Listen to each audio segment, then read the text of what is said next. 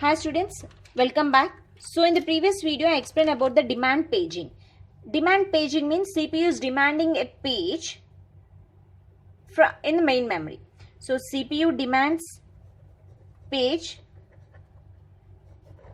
from main memory. So CPU always demands page from the main memory. So if this page is not present, whatever the CPU is demanding the page, if that page is not present in the main memory, that you call it as a page fault. Okay. The demanded page is not present in the main memory. Page is not present in main memory, then we call it as page fault. Okay, so this is actually the page fault. So already the pages that are present in the main memory, if the pages are swapped out to the disk, so whenever the pages are swapped out, the CPU requested for the page which is already swapped out. If the page is not present in the main memory, so that concept you call it as page fault. So whenever the page fault is occur, operating system handles the page fault with the help of following steps. Let me write that. Page fault can be handled by operating system with the following steps. Let me explain about that steps. So first what it does, so the operating system first looks at process control block PCB to decide. So first the operating system, whenever the page fault is occurred, the control transfers the program to the operating system. Then first the operating system looks at PCB to decide if there is any invalid reference. First it checks is any invalid reference. If invalid reference is abort, means that requested page is, if it is not is there, it is invalid reference. Or else just not in memory. If it is not present in memory, then what it do? It loads the page. So operating systems looks at PCB to decide whether the page that is requesting by the CPU is invalid or just not in memory. If it is invalid reference, it aborts the program. If it is just not present in the memory, then it loads the page. How it loads the page to the main memory? Just taking the page from secondary memory and store it in the main memory. Okay. So load the page. Which page it will load? How it load the page in the main memory? First it gets the empty frame. It just gets the empty frame from the secondary memory. Next, swap page into frame via disk operation. So with the help of the disk operations, we have just swap the page into frame. Next, reset page table to indicate the page. Reset page table to indicate page. Okay, so whatever the swap page is there, so that page, whenever it swapping, when it becomes a frame, so we have to reset the page table. So now in memory,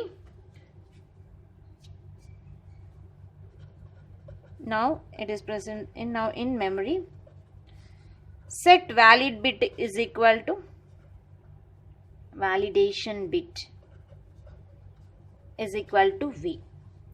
Okay, so after that we have to restart the instruction.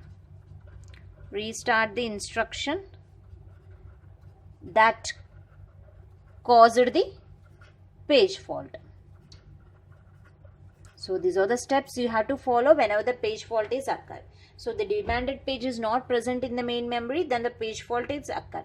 So to overcome the page fault, we have to follow these steps. So let me explain these page faults in the diagrammatic representation. So steps to handle, steps in handling a page fault. So how we handle the page faults? Let me explain. So let us take, suppose this is the main memory. So we have to load M. Okay, so not main memory. So just the CPU wants to load M. So if it wants to load M, first it sends the reference, the reference page which it wants to load. So it sends a reference page to the page table to check whether the page is available or not. So here this is the page table. So the CPU wants to load M. So first it sends the reference to the page table. So this is, suppose it is I is there. I means invalid. So whatever it is requesting, so that is invalid. The processor, it is showing that page is not present in main memory. So it sends a signal, that is a to trap operating system. So this is an operating system. So the program transfers the control to operating system. So then the operating system is check PCB. Why it is checking PCB? The operating system checks PCB, the process control block, to decide whether whatever it is sending, the CPU is demanding, is invalid reference. This is an invalid reference? If it is an invalid reference, it is aborted. If it is not an invalid reference, it checks if it is just not in memory. Okay, it checked the PCB. It thought it just not present in memory. So then the control transfers to the control to disk, that is a secondary memory. Okay, so this is a 3. Page is on backing store. So the demanded page is not present in main memory. So then the operating system is go to the disk and request for the page. So whenever it requests for the page, that page will be placed on physical memory. Sorry. So this is a physical memory. So it brings the free frame from disk. So this is the 4th step. Bring in missing page. Missing page will be taken from the secondary disk and placed it in the physical memory. So this is the free frame.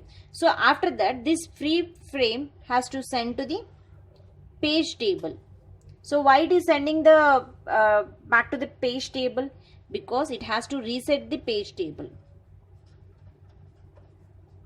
Whenever you reset the page table, then only the CPU understand that the free frame consisting of the demanded page or not. Okay, so after reset the page table, this page table again sends back the signal to the CPU saying restart instruction. So again you restart the instruction and demand the page. So again the processor will demand the page. So next time it should be a valid page will be present. This is the new frame. That is a demanded page. So this is how the page fault will be handled. So first the CPU is requested for the page. So that if that page is not present, so the page table will handle all the information related to the main memory. So if that page is not present in the page table, then the signal will send to the operating system. So the operating system is check PCB whether it is a valid reference, or if the page is not present in main memory, it asks the disk to send the free frame. So then the disk will send the free frame and stored in the physical memory, and that frame will be sent to again to the page table, reset page table. So whenever the page table is reset with a new frame, it sends the signals to the CPU to restart the instruction again, means to request the page, the demanded page. So this is about the page fault. So what we will do if there is no free frames? Suppose here the disk is having the free frames, so that's why it is sending the free frames, and again we are storing in the page table. So what happens if there is no free frames in the disk? What happens if there is no free frames? So what we will do? So the main concept, if there is no free frames are present, we will do the page replacement. The page replacement technique we have to follow if there is no free frames in the secondary memory. So the page replacements find some page in memory but not really in use. Use is swap it out. So that is a page replacement technique. So find some pages in memory that is not really in use. If the pages that are not really in use in main memory, you just swap it out. So and then place a new page in the main memory. So this is a page replacement technique. And it also follows, suppose if there is no free frame, same page may be brought into memory several times. So these are the two techniques if you can follow if there are no free frames in the main memory. So this is about the page fault. Thank you.